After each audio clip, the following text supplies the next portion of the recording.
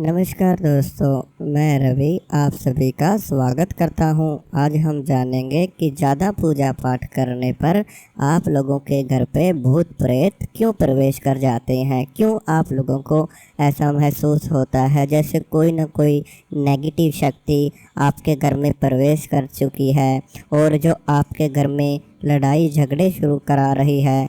आप लोगों को ऐसा होने लगता है कि जैसे जितनी ज़्यादा हम पूजा करते हैं या फिर मंत्र जपो करते हैं तो उस समय पर भी आपको ऐसा महसूस होता है कि जैसे आपको क्रोध आएगा। क्रोध की वजह से या फिर घर में परेशानियां खड़ी होने लगती हैं। आप लोगों के घर में आपस में जो संबंध है वो टूटने लगते हैं, वो बिगड़ने शुरू हो जाते हैं या फिर खर्चे बढ़ने शुरू हो जाते हैं। नुकसान होते हुए आप लोगों को घर में नज़र आना शुरू हो जाता है। तो आप लोगों के साथ इस प्रकार से होना शुरू हो जाता है।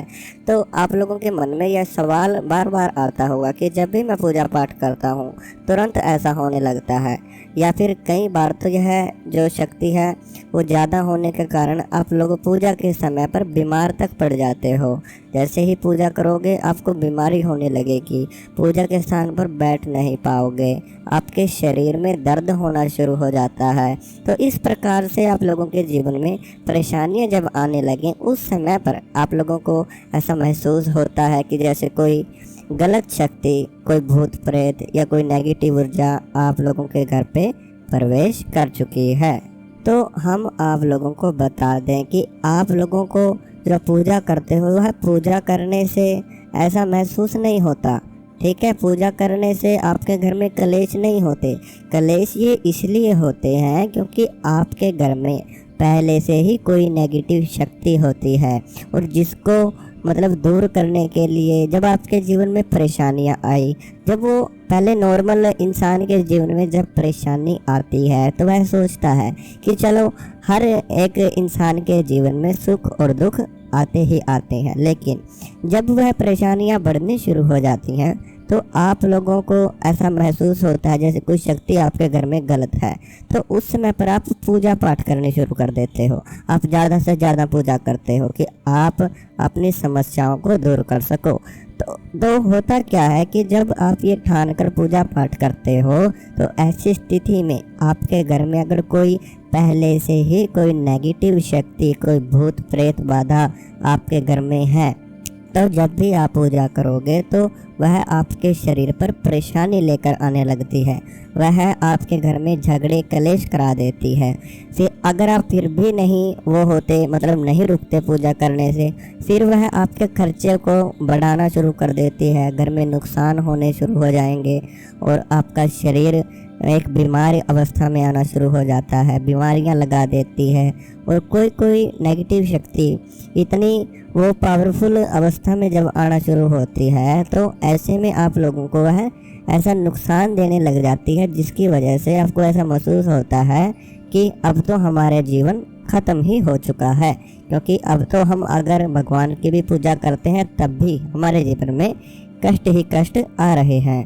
तो पहला कारण तो ये होता है कि जब आप पूजा करते हो इसलिए आपके घर में दुख संकट आते हैं और आपको ऐसा महसूस होता है कि कोई भूत प्रेत बाधा आपके घर में लग चुकी है।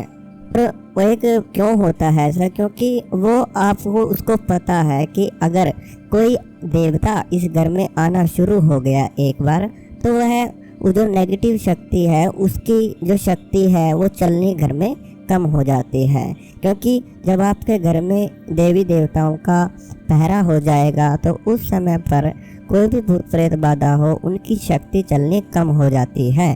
तो ऐसे में वह आपको पूजा करने से रोकेंगे। पूजा के समय आलस ही आलस लेकर आ जाएंगे, मन तोड़ देते हैं, पूजा करने का मन ही नहीं करने देंगे। अगर आप पूजा करने का मन बना लोगे तो ऐसे ऐसी मजबूरी या फिर काम आपके लिए आने शुरू हो जाएंगे कि आप लोग पूजा कर ही नहीं पाओगे।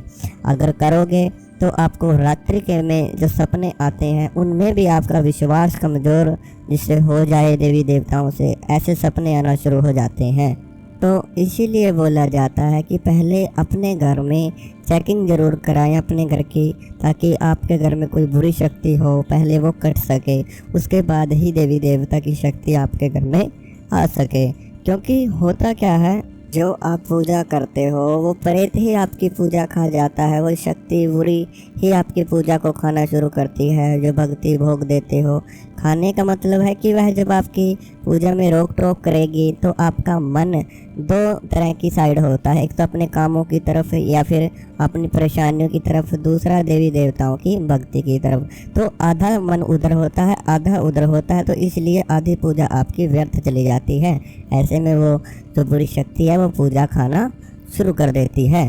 तो जो दूसरा कारण बनता है, दूसरा कैसे बनता है, जैसे आप पूजा करते थे, जब आपने पूजा शुरू की आप लोग बिल्कुल ठीक थे, देखा आपने कि कुछ ही दिनों में आप लोगों को अपने आसपास अनुभव होने लगे।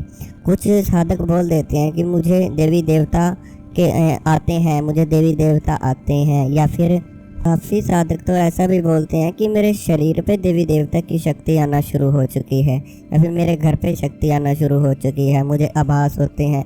लेकिन आप ये नहीं समझते, अगर आप लोगों को आभास हो रहे हैं फिर भी आप लोगों के घर में ऐसे झगड़े, कलेश, संकट, बाधा क्यों उत्पन्न हो रही है? क्योंकि अगर देवी देवता आपके घर में आ चुके हैं तो आपकी हर एक परेशानी ख़त्म हो जानी चाहिए। आप लोग क्यों बीमार रहते हो इतने?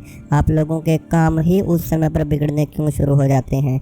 क्योंकि आप लोग उस चीज़ को नहीं समझ पाते कि जो शक्ति आपको आभास करा रही है, आप कैसे जानोगे कि वह शक्ति सही भी है या कोई नेगेटिव शक्ति है?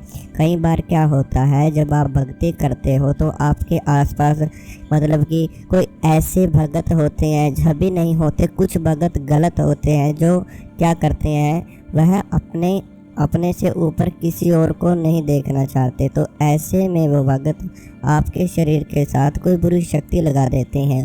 तो आप लोग समझते हो कि ये देवी देवता हैं और वह नुकसान वही करते रहते हैं और देवी देवता का वो नाम लेते हैं। तो ऐसे में आप लोग सोचोगे कि ये देवी देवता ही है, आप लोग पूजा करते रहोगे और आपके शरीर में या फिर आपके घर में नुकसान होते चले जाते हैं। आप लोग फिर भी नहीं समझ पाते। देखो, देवी देवता परीक्षा ज़रूर लेते हैं, लेकिन वो इतनी ही नहीं लेते कि अपने साधक को वो बीमार इतना ही कर दें कि वो उनकी जो मृत्यु बिल्कुल नज़दीक आना शुरू हो जाए, या फिर बिल्कुल भी वो एक उस पर नहीं लेकर आते, अपने बच्चे का घर इतना बर्बाद वो नहीं करते। और जब परीक्षा होती है वो शुरुआत में होती है, ऐसा नहीं है कि वो देवी देवता जब आपको प्राप्त हो चुके हैं उसके बाद परीक्षा शुरू हो। ठीक है, तो इन दोनों में आप लोगों को फ़र्क, जब अगर आप जान सकते हो तो जान लेना, अगर नहीं जान सकते तो आपको इसके बारे में किसी भगत साधक को ही बात करनी पड़ेगी, वो ही आप लोगों को इस चीज़ का रास्ता बताते हैं। और इसीलिए बोला जाता है कि गुरु बनाओ, क्योंकि गुरु, अगर आपके पास कोई बुरी शक्ति भी आती है तो वह पहचान लेता है, उस शक्ति को रोक देता है और आप तक उस बुरी शक्ति को नहीं पहुंचने देता। तो इसी प्रकार से अब एक बात और रहती है कि इसमें कि जब आप लोग शुरुआत में भक्ति शुरू करते हो तो ऐसे में जो देवी देवता होते हैं वो शुरुआत में आपकी परीक्षा लेना शुरू करते हैं। शुरुआत से कुछ समय बाद, मतलब जब आप उनकी भक्ति करते हो तो शुरुआत में तो कुछ नहीं होता, ना ही आपको अनुभव होंगे, ना ही आपके साथ अच्छा होगा, ना ही बुरा होगा, केवल आपका मन शांत रहना शुरू हो जाता है। जब कुछ समय बीत जाता है, जब आप उस भगवान की, माता रानी की, देवी देवताओं की भक्तों में आपकी गिनती जब वो देवता करने लगे, मतलब जब आपके मन में उनके लिए रुचि जाग जाए, आप उनकी भक्ति प्रेम जाग जाए आपके लिए, ठीक है, आपके मन में उस ईश्वर के लिए, उनकी भक्ति के लिए आपकी इच्छा, रुचि बढ़ जाए, आपकी इच्छा होने लगे बार बार भक्ति करने की, अपने देवी देवताओं का नाम जपने की, तो ऐसे में समझ लीजिए कि आप उन देवी देवताओं के भक्तों की गिनती में ज़रूर हो। तो उस समय पर देवी देवता आपकी परीक्षा लेते हैं, क्योंकि जो आपने बुरे कर्म किए हुए हैं वह बुरे कर्म सभी करते हैं शुरुआत में। जो भी आपने कर्म किए हैं, अगर आपने कोई गलत कार्य किए हुए हैं तो उनका जो दंड है वो आपको भुगतना पड़ता है, क्योंकि देवी देवता तभी आपको प्राप्त होंगे जब आपके जो बुरे कर्म हैं वो आपसे दूर हो जाते हैं, जब आप उनका प्रायश्चित कर सकते हो, क्योंकि फिर वो अपने भक्तों को आगे उस पाप का जो दंड है वो नहीं भुगतने देते, आप लोगों को पहले ही उसका रास्ता भुगता देते हैं। ठीक है, साथ में फिर जो आपका ये कर्म बीत जाता है उसके बाद देवी देवता आपकी परीक्षा लेते हैं। आपके ऊपर समय सुख का भी आएगा, साथ में दुख का समय भी आता है। वह आपको पहले इतना सुख देते चले जाएंगे, काम में, रोजगार में, सभी चीज़ों में, और एकदम से जब आपका मन अगर खराब हो जाता है, मतलब आप लोग वो देखते हैं कि क्या अभी भी ये साधक मेरी भक्ति करता है या फिर इसे अपनी इच्छाओं से ही मतलब था, तो देवी देवता भी चीज़ों को देखते हैं। तो जब वह आप उस माया में फंस जाते हो, ठीक है, तो उस समय पर आप विफल हो जाते हो। जब आप विफल हो जाते हो तो आपको देवी देवता नहीं प्राप्त होते। अब ऐसे ही फिर दुख का समय आता है, बहुत सारे दुख आएंगे आपके जीवन में, बहुत ही दुख। लेकिन जब आप उन दुखों से आगे जाकर अपने देवी देवता पर ही विश्वास रखते हो कि नहीं, यह देवी देवता यही मुझे पार निकालेंगे, और साथ में मैं इन्हीं का भक्त हूँ, और जब आप अपने आप को उन देवी देवता को अर्पित कर देते हो और अपनी भक्ति में ही अपना ध्यान लगाते हो, तो ऐसे में आप लोग सफल हो जाते हो। लेकिन कुछ साधक ऐसे होते हैं जब उनके जीवन में परेशानियां आनी शुरू हो जाती हैं तो अपने देवी देवताओं को ही कोसना शुरू कर देते हैं, तो ऐसे में आप लोग सफल नहीं हो पाते। साथ में अगर कोई हमसे बात करना चाहता है तो आप लोग व्हाट्सएप नंबर पर अपनी समस्या बता सकते हैं, और साथ में वीडियो को लाइक करें, साथ में चैनल को सब्सक्राइब जरूर करें। हम मिलते हैं कल आपको एक नई वीडियो के साथ।